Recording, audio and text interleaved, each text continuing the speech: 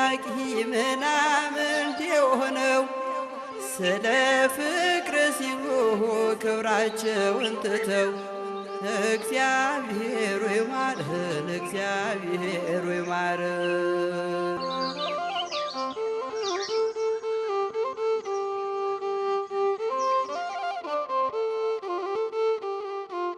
ከ12ኛው መቶ ክፍለ ዘመን እስከ 15ኛው መቶ ክፍለ ዘመን ያለው ጊዜ በኢትዮጵያ ኦርቶዶክስ ተዋሕዶ ቤተክርስቲያን ሊቃውንት የተነሱበትና የአብነት ትምህርትም በሰፊው ይሰጥ የነበረበት ወቅት ተደርጎ ይወሰዳል። በዚህም አብነት ትምህርት ቤቶች የሕዝቡን የእውቀትና ክህሎት ክፍተቶች በመሙላት ከፍተኛ አስተዋጽኦ አበርክተው አልፈዋል። ለቤተክርስቲያንም ብቻ ሳይሆን ለሀገር ጭምር የመልካም ገጽታ ግንባታ ማዕከላት ሆነው የቤተክርስቲያንም ትምህርት ሳይከለስና ሳይበረዝ ለትውልድ ተሻግሮ ለዚህ ዘመን እንዲቆይ የነበራቸው ያላቸውና ወደፊትም የሚኖራቸው ሚና ተቆጥሮ የሚያልቅ አይደለም። ሰላም ጤና ይስጥልን። የገጸ ቀዳማት ወአብነት መርሃ ግብር ተመልካቾች፣ የዛሬው መርሃ ግብራችን ማህበረ ቅዱሳን አብነት ትምህርት ቤቶችን ለማጠናከር ለማስፋፋትና ተተኪ አገልጋዮችን ለማፍራት ከሰራቸው 17 አዳሪ አብነት ትምህርት ቤቶች መካከል በከምባታ ጠምባሮና ሀላባ ሀገረ ስብከት ዱራሜ መንበረ ጵጵስና ደብረ ፀሐይ አቡነ ተክለ ሃይማኖት ቤተክርስቲያን በሚገኘው አብነት ትምህርት ቤትና የሚማሩ ደቀ መዛሙርት ዙሪያ ያጠነጠነ ይሆናል። አብራችሁን ቆዩም።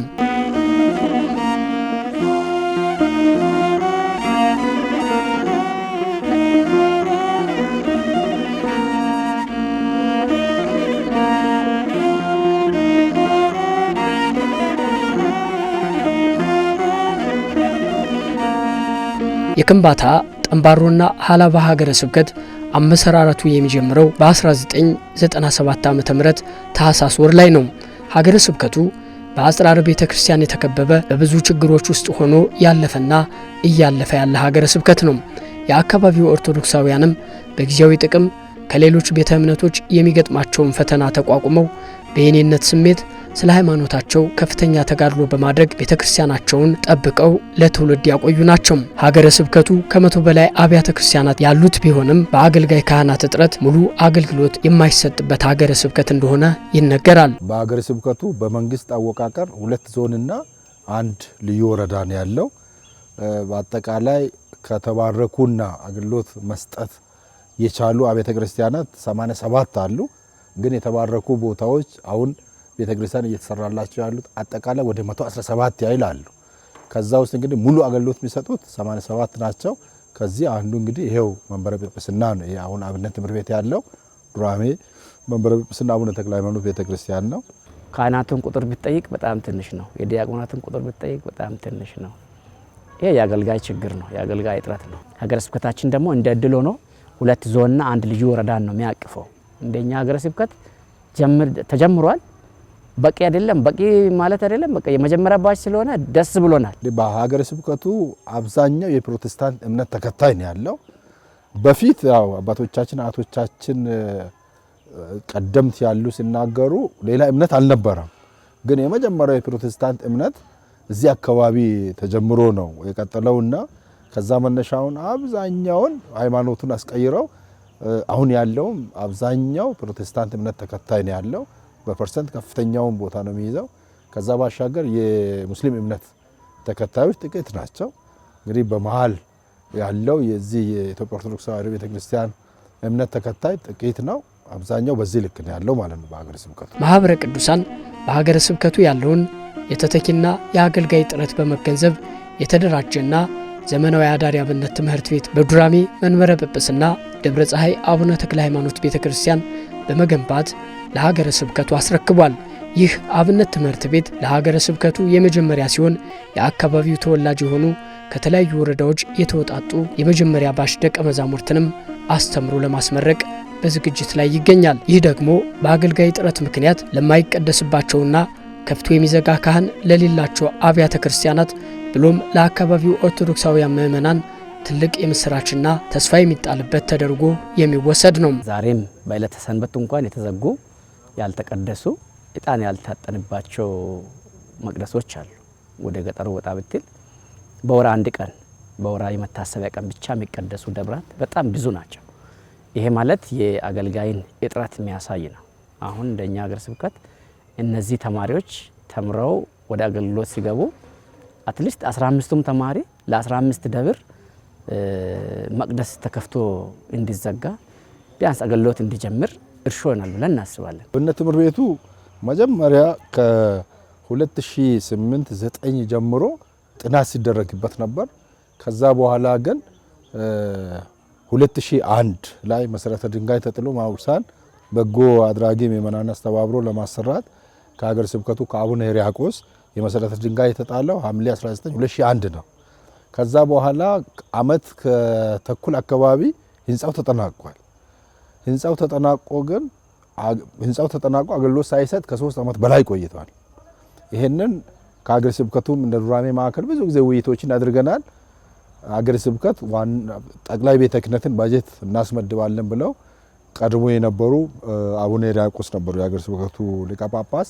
ለሳቸውም ደብዳቤም ከሀገረ ስብከቱ እንደተጻፈ እሳቸውም ይህንን ከጠቅላይ ቤተ ክህነት ባጀት ለማስመደብ ጥረት እንዳደረጉ ይነገራል። ግን ምንም ሆኖ አልተመደበም።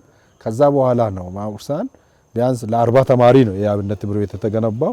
ግን እስቲ ዝም ከመል ከ3 አመት በላይ ህንጻው እንደገና ህንጻው ተገንብቶ ቆይቶ ከ84,000 ብር በላይ ተጨማሪ ደግሞ እድሳት ተደርጎለታል። ምንም አገልግሎት ሳይሰጥ ክራክ እያደረገ ነበር። ብዙም ችግሮች እየደረሱበት ነበር። ተጨማሪ በጀት ከማህበሩ መጀመሪያ ከ3.2 ሚሊዮን በላይ ወጪ ተደርጎ ነው ተሰርቶ የነበረው። ግን አገልግሎት ሳይሰጥ 3 አመት ያህል ቆየ። ከዛ በኋላ እንደገና 84,000 አካባቢ ብር ወጪ ተደርጎ ታደሰ። ለምሳሌ አብነት ትምህርት ቤቱ ለ40 ተማሪ ነው የተገነባው። ያው ካለው ከሀብት ከሪሶርስ እጥረት አንጻር 15 ተማሪ ነው እየተማረ ያለው። ምንም ብል ተብሎ ምንም ተገኝቶ አሁን ተዘግቶ የተቀመጡ ክላሶች ተማሪ ቢገቡ የሚያስተምረው መምህር 40 ቢኖር 101 መምህር ናቸው። ግን የመምህር እያለ ተማሪ ሲጠፋ ራሱ ሌላኛው ችግር ነው። ለአንድ መምህር የሚከፈለው ደሞዝ ለ40 ተማሪ ቢያስተምሩ የሚከፈል ነውና ማውሳን በ15 ተማሪ በጀት ተይዞ 2017 ከታይሳስ 1 ጀምሮ ትምህርቱ መሰጠት ተጀምሯል። ተማሪዎቹ ታይሳስ 1 ገቡ። የማስጀመሪያ መርሃ ግብር የአሁኑ የሀገረ ስብከታችን ሊቀ ጳጳስ ብፁዕ አቡነ ጢሞቴዎስ በተገኙበት ታይሳስ 3 የማስጀመሪያ መርሃ ግብር ተካሂዷል። ከዛ ጊዜ ጀምሮ እግዚአብሔር ይመስገን ተማሪዎቹ በጥሩ ሁኔታ እየተማሩ ነው። የሀገረ ስብከቱም ሊቀ ጳጳስ ሁሌ ይጎበኟቸዋል። ማህበሩ ከያዘው በጀት ባሻገር የንጽህና መስጫ በሚመጡበት ጊዜ የንጽህና መስጫ ይዘው እየመጡ ተማሪዎቹን ይጎበኛሉ። አሁንም እንዲህ አይነት ድጋፋቸው ቀጥሎ ነው ያለው። ከዛ ባሻገር ከዋና ማዕከል እስካሁን እንግዲህ የተነገረን ለ2 አመት ነው። ከ2 አመት በኋላ ሀገረ ስብከቱ ተረክቦ በ40 ተማሪ ይቀጥላል የሚል እምነት አለን። ግን ይሄ እንደ እቅድ ሆኖ ቢያንስ ሀገረ ስብከት 20 ቢያስገባ ማህበሩ ደግሞ 15 10 ቢያስገባ 30 ተደርጎ ለቀጣይ ስራ ማስቀጠል የሚቻልበት ሁኔታዎች ቢመቻቹ ጥሩ ነው የሚል እምነት አለኝ በግሌ። ነአምናበ ዘበአማን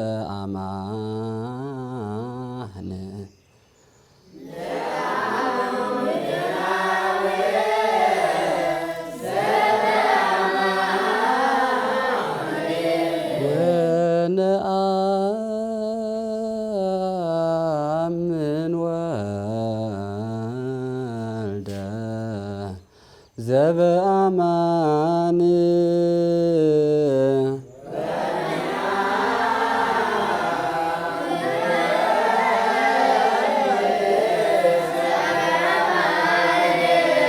ወነአምን መንፈሰ ቅዱስ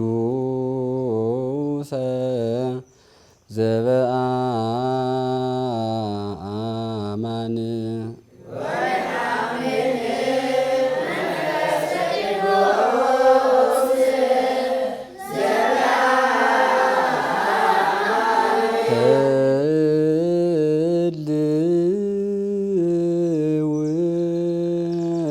ስላሴሆሙ ነአምን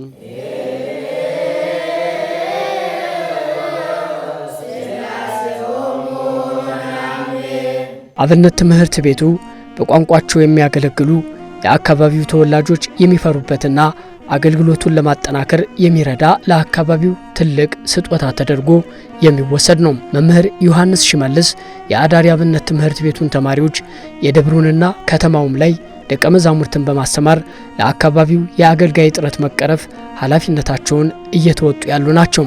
ስለ አገልግሎቱና ስለ የመማር ማስተማሩ ሂደት ጠይቀናቸው የሚከተለውን ነግረውናል። ልጆቹ በጣም ቆንጆ ናቸው፣ ይቀበላሉ። ሕፃንም ስለሆኑ አይምሯቸው ያው እንግዲህ ለትምህርት ዝግጁ ነው። ያው አንዳንድ ችግር የቋንቋ ችግር አለ። ከገጠርም የመጡ ስለሆኑ ብዙ መምህራንም እንደዚህ ያልተማሩ ናቸው እዚህ ሆነው የጀመሩት። ስለዚህ በጣም በአማረ ሁኔታ አቀባበላቸው የሚያምር ነው። የቃል ትምህርት የጨረሱ አሉ። የንባብ ትምህርትም እንደዚሁ የጨረሰ አለ። የቅዳሴ ተሰጥኦም ጨርሶ ሰዓታት የጀመረ አለ። መልካ ኢየሱስም እንግዲህ የደረሱ አሉ፣ የዘለቁም አሉ። ግዙን ጨርሰው ስርዓተ ቅዳሴ እዝል ላይ እየተማሩም ያሉ አሉ። በዚህ አይነት መልኩ ነው እስካሁን የሚቀበሉትም። እንደውም ሳይማሩ ነው ትምህርት ሳይጀምሩ ምንም ሳይሉ ያው በጀሮ ጠገብ በድምጫ ብቻ ያው ዲቁና ይሰጣቸዋል። አብዛኛው ገጠር ላይ እንደዛ ነው። እነዚህ እንደውም አልፏቸዋል ባይኔ። በጣም ልጆቹ ደስተኛ ናቸው። ያው አይተውትም ስለማያውቁ ለመጀመሪያቸውም ስለሆነ ከበሮውን ሁሉ እንደዚሁ ከዚሁ አሰልጥነን ከበሮ እንዴት እንደሚመታ ከዚሁ ከትምህርት ቤቱ ላይ አሰልጥነን እዛ ከበሮ በደንብ ይመታሉ፣ ያገለግላሉ። ስርዓቱንም በደንብ እየለመዱ ነው። ፍላጎት አላቸው። እንደውም እስከ መምህርነት ደረጃ እንደርሳለን የሚሉም አሉ። ያው እግዚአብሔር ቢያስፈጽማቸው ሀሳባቸው ጥሩ ልጆች አሉ። ያው በመማር ማስተማሩ ላይ ያለው አንዳንድ መልካም ነገር ቢኖርም ብዙ ችግሮች አሉ። ችግሩ እንግዲህ እኔ ብቻ ነኝ መምህሩ። ያው ብቻዬን ነው። በቀን 8 ሰዓት ነው የማስተምረው። የከተማውን ተማሪ አስተምራለሁ። ደግሞ እንደዚሁ የአዳር ትምህርት ቤቱን የደብሩ ተማሪዎች አሉ ለብቻ። እነዛን ሰዓት አላቸው፣ የራሳቸው ሰዓት። በዛ ሰዓት አስተምራለሁ። እነዚህን ደግሞ በቀን 3 ጊዜ ነው የማስተምራቸው። ከ3 ሰዓት እስከ 6 ሰዓት ይማራሉ። የንባብ ትምህርት፣ የቅዳሴ ትምህርት ደግሞ ከ8 ሰዓት እስከ 10 ሰዓት ይማራሉ። ማታ ከ12 ሰዓት እስከ 2 ሰዓት ድረስ ደግሞ የቃል ትምህርቱን ይማራሉ። ስለዚህ ብቻዬን ሆኜ ብዙ ጊዜ ትንሽ አንዳንድ ድካም ቢኖረውም እግዚአብሔር እያበረታኝ እስካሁን ድረስ ያዋለሁ እያስተማሩ። ትምህርት ቤቱ ብዙ ነገር ይጠብቀዋል። 12 ተማሪ ብቻም ሳይሆን እንደ ሌሎቹ ሀገራት ብዙ ተማሪን ተቀብሎ እንዲያስተናግድ ድጋፋቸውን እንደዚሁ በእውቀታቸውም በገንዘባቸውም እንዲረዱን ያው እኛ በጸሎት ከማሰብ ውጭ ሌላ የምንለው ነገር የለም።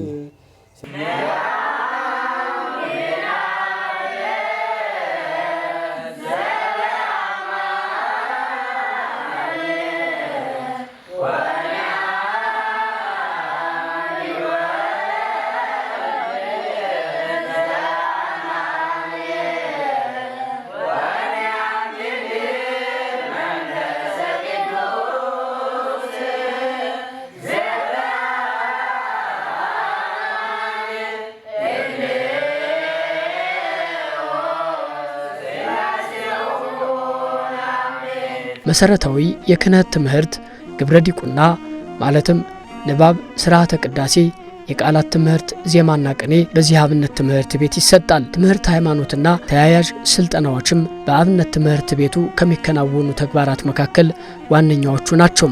በመሆኑም አብነት ትምህርት ቤቱ ዘመኑን የዋጁ አገልጋዮችን በማፍራት ረገድ በተለይ የወረዳ ቤተ ክህነቶች፣ አብያተ ክርስቲያናትና ምእመናን በእጅጉ የሚጠቀሙባቸው አገልጋዮችን በማፍራት የማይተካ ሚና አለው። የዚህ አብነት ትምህርት ቤት መገንባት ብሎም ደግሞ ትምህርት መጀመር ለዚህ አካባቢ ትልቅ አስተዋጽኦ ነው ያለው። በተለይ ብዙ አብያተ ክርስቲያናት ለስሙ ተገንብቶ ጽላተ ሕጉ ገብቶላቸው አሉ እንጂ አገልጋይ የላቸው። የአገልጋይ እጥረት አለ። ከሰሜን ከሚመጡ ካህናት መርጌቶች የተወሰኑት ይቀጠራሉ።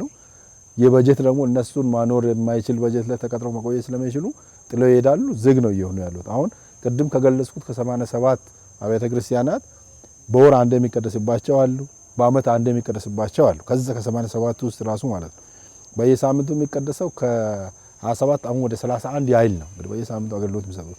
ከዛ ውጪ ያሉት አብዛኛዎቹ የተዘጉ ናቸው። እዚህ ይሄ አብነት ትምህርት ቤት ተከፍቶ አገልግሎት ሰጥቶ እዚህ ተምሮ የሚሄዱ እነዛን የተዘጉ አብያተ ክርስቲያናትን ይከፍታሉ።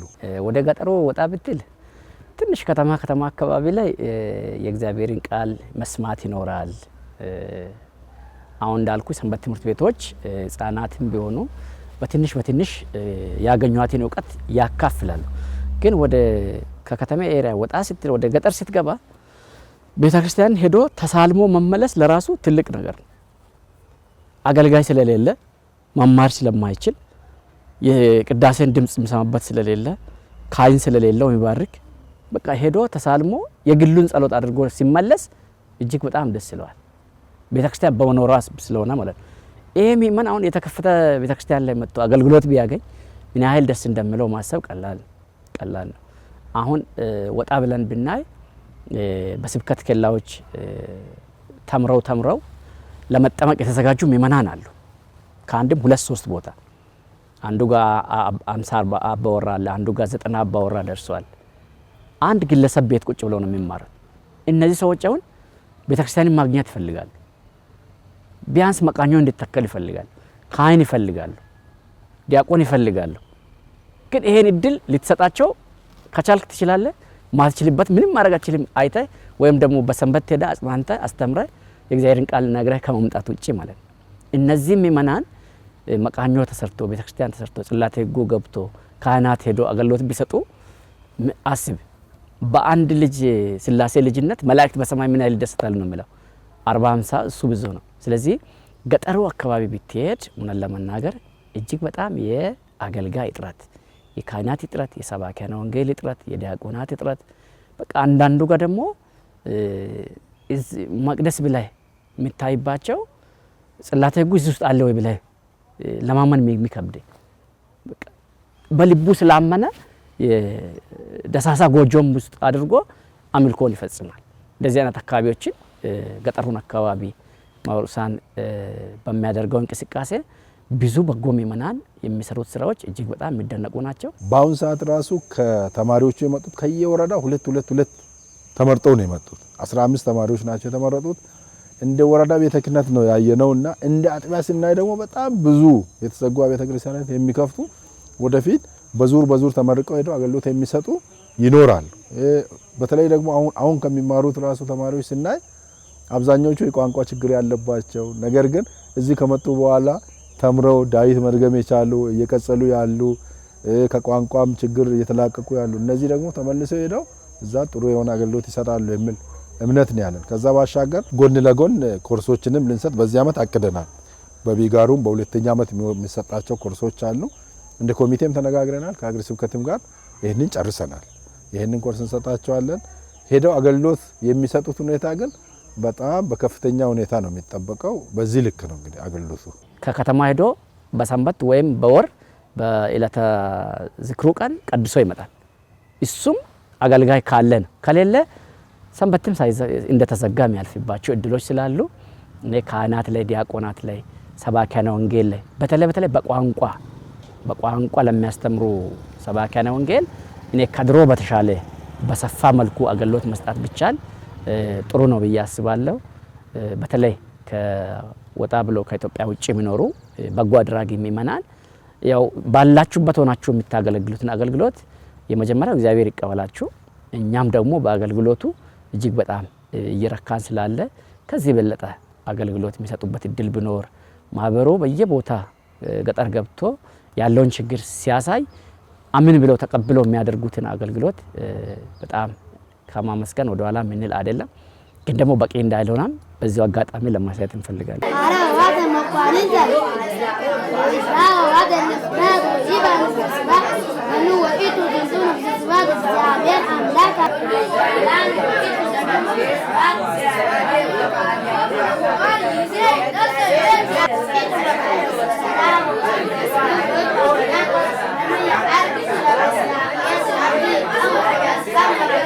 ፍቅረ አብ ምሻሞ ተሰማ ይባላለሁ። የመጣሁት ከጠንባሮ ልዩ ወረዳ ከሆዶ ቡልቱማ ቅዱስ ገብርኤል ቤተክርስቲያን ነው። የመጣሁት 2017 ታኅሳስ 1 ነው። ከመጣሁበት ጊዜ ጀምሬ ያው ዳዊት ግብረ ድቁና የቃል ትምህርት ውዳሴ ማርያም እሱን እየተማርኩ ነኝ። አሁን ዳዊትንም ጨርሻለሁ። ስርዓተ ግብረ ድቁናንም ጨርሻለሁ።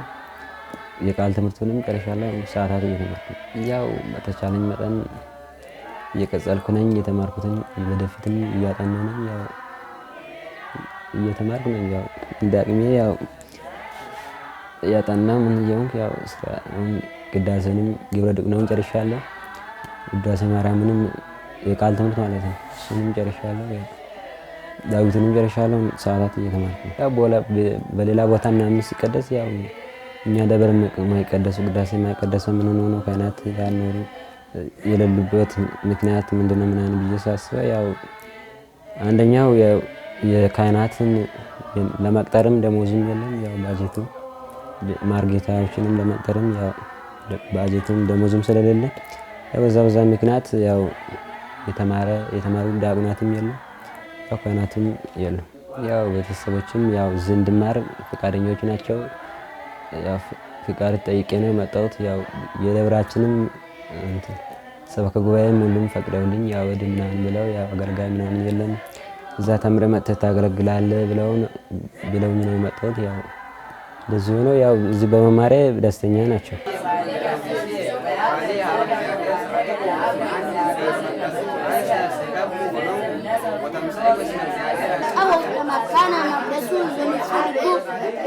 Dawi wazai nasa kan tua balale nasu zai mahala labulu labsu wa kitu nasi barakata na hawa gzabero sahenni ma gzabero amlaku wati tulu tahasalo tu itahasal gakola amlaka.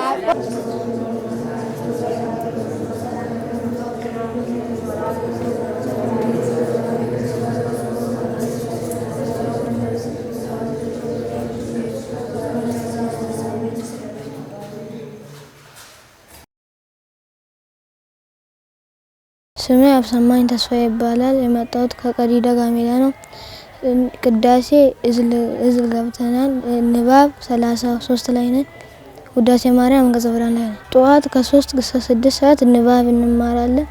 ከዛ 7 ሰዓት ምሳ በልተን ከ8 እስከ 10 ሰዓት ቅዳሴ እንማራለን። ከ12 እስከ 2 ሰዓት ደግሞ ቅዳሴ ውዳሴ ማርያም እንማራለን። ከዛ ሌሊት 10 ሰዓት ተነስተን ጥናት እናጠናለን። ማለት እንቆማለን። ወረም ምናምን እሳቸው ሲሉ እንቆማለን። ከበሮ ምናምን ሄደን እንመታለን። እኔ ተስፋ ይባላለሁ። ከባዶሌ ቅዱስ ገብርኤል ነው የመጣሁት። ትምህርት ዳዊትን በጠዋት ዳዊት እየተማረን ነው። ከዛ ውዳሴ ማርያም እየተማረን ነው። ቅዳሴ እየተማረን ነው። ሰራተ ቅዳሴ ማለት እየተማረን ነው አለን። ከዛ ትምህርታችን ስናይ በጣም አሪፍ ነው። እየተማረን ነው። በጣም ለኛ እዛ ያለን ለቤተሰቦችን እዛ ያለ ምእመናንን በጣም ያስደስታል ትምህርታችን። ስለዚህ በጣም እናመሰግናለን። ከዛ እኛ የመጣን እዚህ እየተማረን ነው። እዛ የተዘጋች ቤተክርስቲያንን ለማስከፈትና በሳምንት ይቅርና በወር አንድ ጊዜ ሳትቀደስ እዛ ተዘግተ የኖረች ቤተክርስቲያንን እናስከፍታለን እናስቀድሳለን ብለን እየተማረን ነው። ከዛ በእናንተ ድጋፍና እናንተ ይሄን ሰርታችሁ ይሄን አብነት ትምህርት ቤት ከፍታችሁ ስለሰራችሁ በጣም እናመሰግናለን። ከዛ በጣም እኛ የምናስተውሰው እዛ ካህናትን ስለሌለን ዲያቆኖች ስለሌለን በጣም ተዘግተነው አለች ቤተክርስቲያናችን። ከዛ ብዙ ሩቅ ቦታ ሄደን ለማስከፈትና እዛ ለማስቀደስም በጣም ዲያቆኖችን ካህናትን ስለሌለን በጣም እየፈለገን ነው አለ ምእመናን ሁሉ እየፈለጋ ስላለ ከዛ ከሌላ ቦታ የመጡት ናቸው እነሱ እየከፈቱ አንዳንዴ ያሉት። ከዛ አሁን ደግሞ እናንተ ስታስተምሩን እኛም እዚህ ቦታ ደርሰን በጉጉት ድቁናችን ጠብቀን ከተቀበለን እኛም ከፍተን እንቀድሳለን ብለን እናስባለን። ጠንክራችሁ ተምሩ፣ በደንብ እየተማራችሁ ይሄን ቤተክርስቲያን የተዘጋች ክፈቱ ብሎን እዛ ብርታት ነው የሚሰጡን እኛ። በዛም በእናንተ ድጋፍ ነው ይሄ እዚህ ቦታ እየደረሰን አለን። አሁንም ከዚህ በመቀጠልም ብዙ ቦታ እንደርሳለን፣ እናንተንም እናኮራለን ምንል ሐሳባለን። እነዚህ ደቀ መዛሙርት ላለፉት 2 ዓመታት ሌሊት ከቀን ተምረው በዱራሜ መንበረ ጵጵስና ደብረ ፀሐይ አቡነ ተክለ ሃይማኖት ቤተክርስቲያን በሀገረ ስብከቱ ሊቀ ጳጳስ በብፁዕ አቡነ ጢሞቴዎስ እጅ ማዕረገ ዲቁናን ተቀብለዋል። የተዘጋች ቤተክርስቲያንን የሚከፍቱ ምእመናንን የሚያገለግሉ ደቀ መዛሙርትን በማበርከት አብነት ትምህርት ቤቱ የመጀመሪያውን ሥራ ተግባራዊ አድርጓል። በዚህም ለደቀ መዛሙርቱ ቤተሰቦቻቸውና ኦርቶዶክሳውያን ላስተማሯቸውና ለደገፏቸው ሁሉ ትልቅ ደስታ ሆኗል።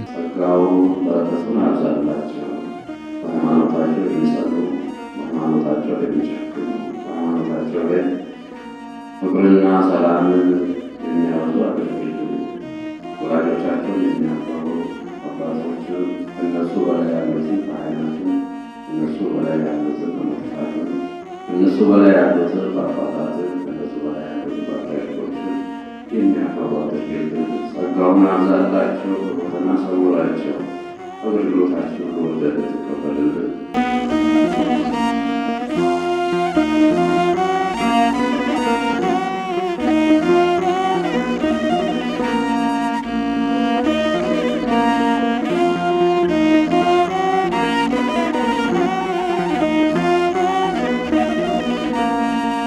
በከምባታ ጠምባሮና ሀላባ ሀገረ ስብከት እንደዚህ አይነት ደረጃውን የጠበቀ አብነት ትምህርት ቤት መስራት ያለው አስተዋጽኦ የጎላ መሆኑ የታወቀ ቢሆንም ማህበረ ቅዱሳን የሰራው አብነት ትምህርት ቤቱ ከተሰራበት ጊዜ አንስቶ የታለመለትን ዓላማ ከማሳካት አንጻር ግን ክፍተቶች መኖራቸውን እንገነዘባለን።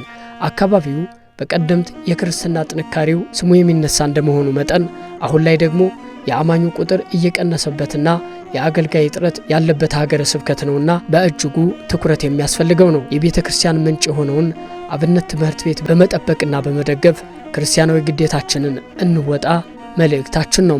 ቤተ ክርስቲያን ከተዘጋች ክርስትና ማስነሳት አትችልም፣ ሰው ማጥመቅ አትችልም፣ የሥላሴ ልጅ ማምረክ አትችልም እና የኛ አካባቢ አገልጋይ እጥረት ተነግሮ የሚያልቅ አይደለም ማለት ነው። ቴሌግራም ግሩፕ ከፍተን ለመሰብሰብ ሞክረናል።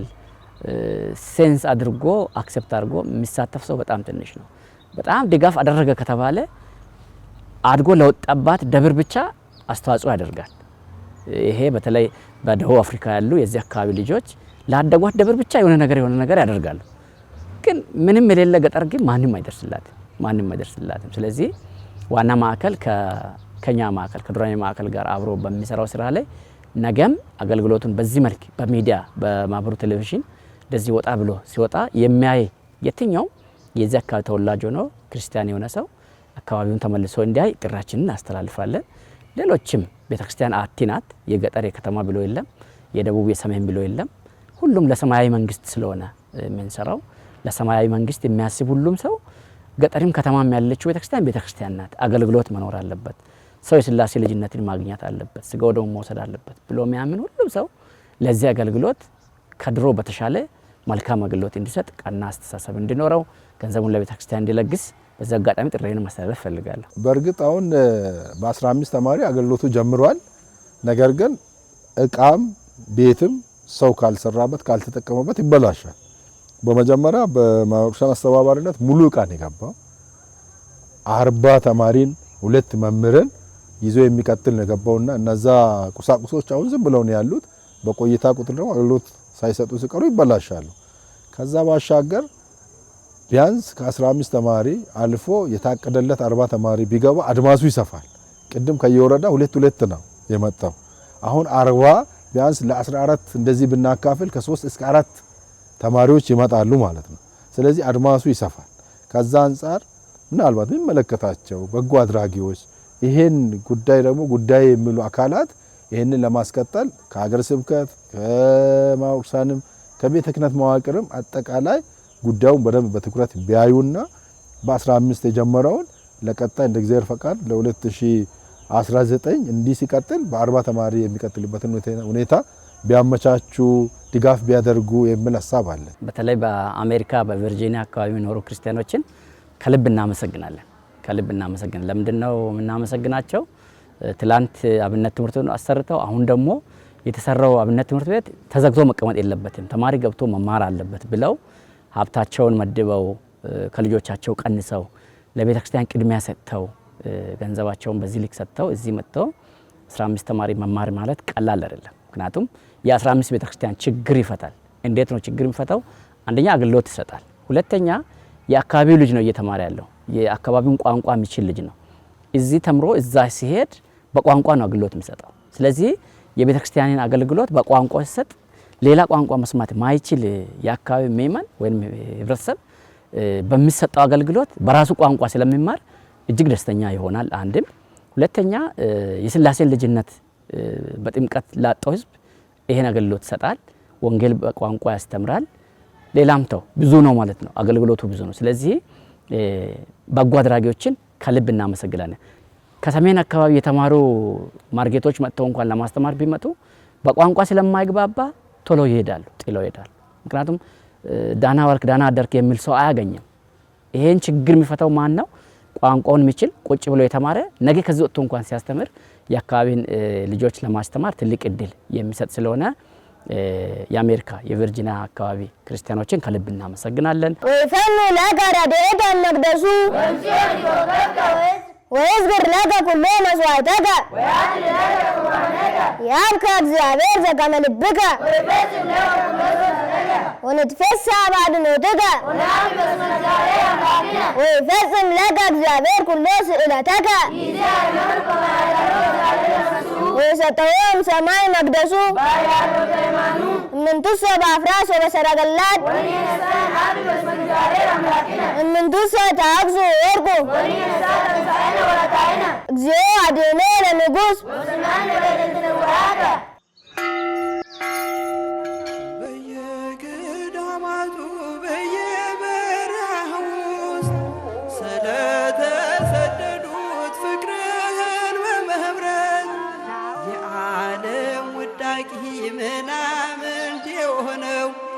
ስለ ፍቅር ሲሉ ክብራቸውን ትተው እግዚአብሔር ይማረን፣ እግዚአብሔር ይማረን።